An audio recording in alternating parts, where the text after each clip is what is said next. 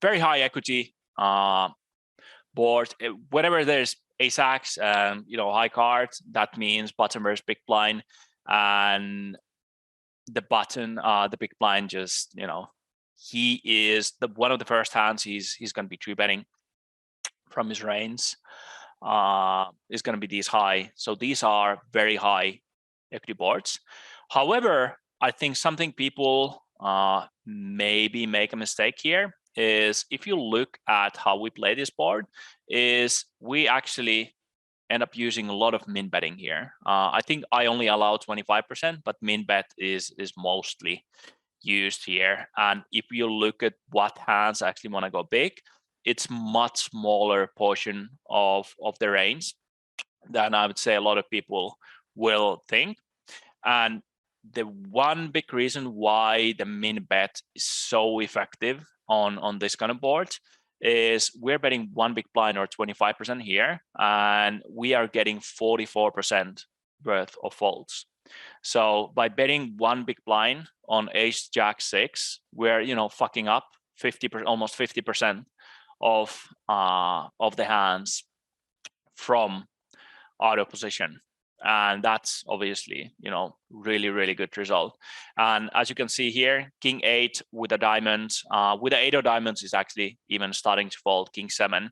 And this is like 9-8 deuce, all these boards. It's easy to make a mistake to not realizing how much actually fold equity on this kind of boards we can generate by very, very tiny, small aggression. A lot of hands just force to fold. And the second thing is it realistic when you look at raising frequency for out of position? He's basically raising around 7%, and this is actually big sizing.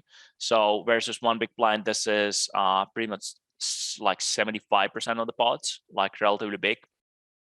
Big sizing 5x the raise size. I think population generally gonna use slightly smaller size, I would imagine, in this kind of spot, like 3x, 4x. And if that happens, hands that are mixing here, like ace king, ace queen, ace 10, I tend to bet these hands, just force the money in myself, specifically when you play like lower stake tournaments or you play versus slightly more passive villains. As long as you are making sure you're forcing money in yourself with these good one pair hands, you are on the path to success. On this ace jack six boards, what I wanted to investigate with you is, I think we haven't looked at yet, what happens on run out where a flush comes in. So we are gonna look at ace jack six, and turn is 10 of diamonds, river is 5 of spades. Ace jack six, 10 of diamonds, so the flush gets there on the turn, king queen gets there on the turn, and 5 of spades on the river. And my question for you guys is, what do you call as out of position once you face a triple barrel? And here are your options.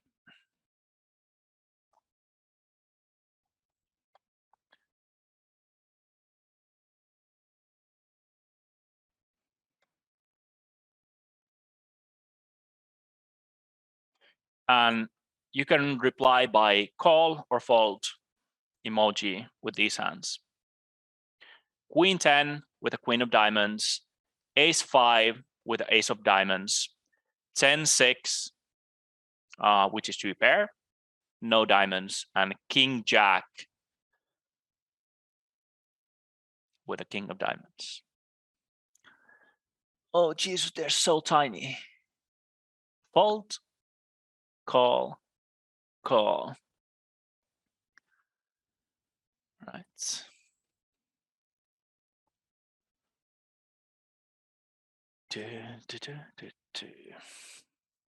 King jack wants to call. 10-6 isn't different. It's good. We are seeing actually, we're seeing all of you doing both, which I think is a very good idea. If you were into, I think I did a bluff catching session maybe a month ago or so, like a couple of sessions ago, and we talked about unblocking villain's bluffs. It's very, very important in these kind of like reverse situations where you are facing aggression and you are thinking which way you should go in general in these kind of situations. And if we are thinking about ace jack 6, queen of diamonds, 10 run out, very often, like, what are the first hands the button is going to be bluffing?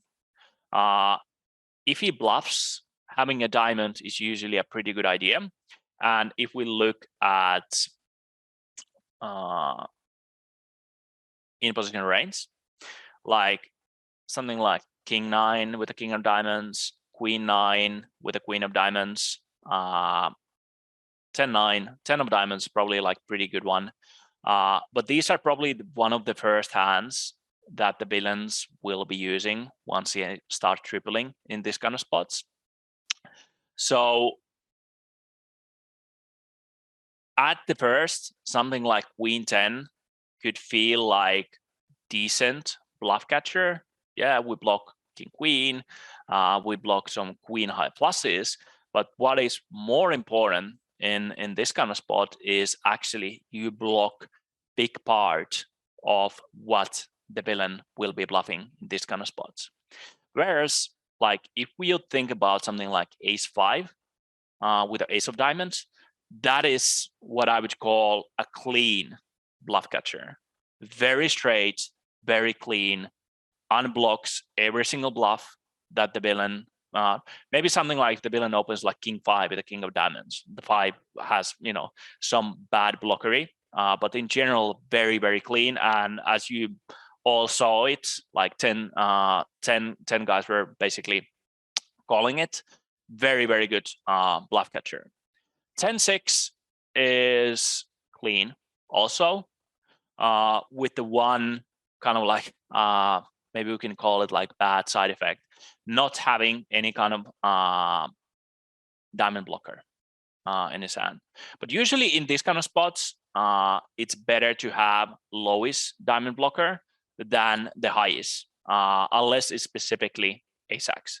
So 8 of diamonds is usually better than queen of diamonds, because ace 8 of diamonds you still block like king 8 of diamonds, queen 8 of diamonds, but 8x of diamonds in itself doesn't work that well as a kind of like bad blocker, blocking villain's potential bluff.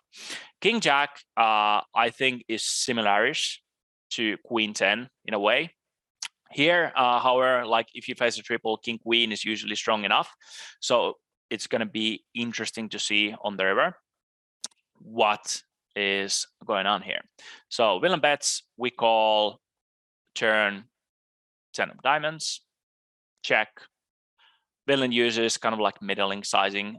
We used a small bet on the flop too. So instead of like going small, using bigger sizing, even on the flushly turns, I at least for me, feels like relatively natural. I think if we go big on the flop, we get a call, 10 of diamonds, check. This is the kind of a spot where we narrow down the villain's range to the point where it makes sense to bet on the smaller side on this turn. Villain's range is stronger. He's going to have, like, the flushes are going to represent bigger portion of his whole range compared to if we go just small. But yeah, we went small, and that was the question. Call 10 of diamonds, check. Looking at villain's bluffing range, we're going to see king 9 with the diamonds, queen 9 with the diamonds, and villain's pretty much always picking a diamond. So if you have something like queen 8, we are taking a free card instead of turning that hand into a bluff. Yeah, it's 33. Small turn. Basically, pretty much all, like when you look at my turn sizing, I have a small one, I have a big one, and I have a really big one. You could, like if you look at odd in poker, you could have like min bet 33, 50%, but this is not like pinpoint super accurate sizing. It's more like understand, do we want to go small, do we want to go big, or do we want to go really big? And in game, you can just, you can find and use your logic to kind of figure out what your hand is worth, how much your range, does your range want to bet 50%, 75%, 100%, 150%?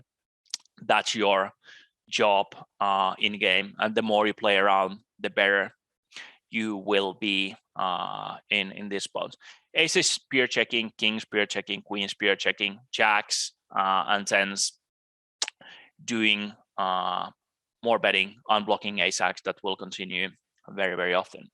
So we end up betting, and villain starts even folding some of the ace-axes, not at super high frequency though. If you have jack-axe, no diamonds, it's GG, let's go home. And jack-axe and diamonds just continue. I think this feels very natural, at least for me.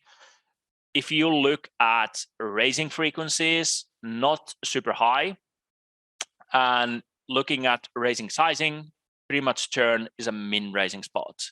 Either we have very close to, lockdown hand, flush, something like king queen with a diamond is a lockdown hand. You don't really have to worry about anything, even if there's a diamond on the river. You still have very strong hand. So lockdown hand, or we have a bluff, something like queen 8 with a queen of diamond, queen 9 with a queen of diamond, king 7 with a king of diamond. And by min raising, some of the thinnest value bets from in position, like ace 8, ace 7, ace 5, no diamondo, are just forced to fold, even though they don't reopen the betting that much. We also force in some of the bluffs to fold. And also what is important here, by check raising the turn, what happens is you don't allow villain to bet thinly for value on the turn and check back river. This is very important factor out of position. And something I think that's also starting to happen very, very often nowadays. I think I call them greedy. People just never slow play anymore in these kind of spots and take control of the spots, trying to get to the river with initiative, and so they can just end up value betting themselves and don't allow ace king with king of hearts to bet. And I think I also do too. There's so many spots where I think in position is value betting too thinly on cards that are decent for out of position, and punishing them by being more aggressive with small check raise bluffs is pretty good. Let's say if the villain is betting something like ace 9, no diamond on the turn, check raising potentially, just pure check raising, whatever, king of diamonds, queen of diamonds, maybe even some very very, very aggressive check raises with something like king 6 with 6 and king of diamonds could be an option versus someone who's going to be too aggressive with value betting on the turn.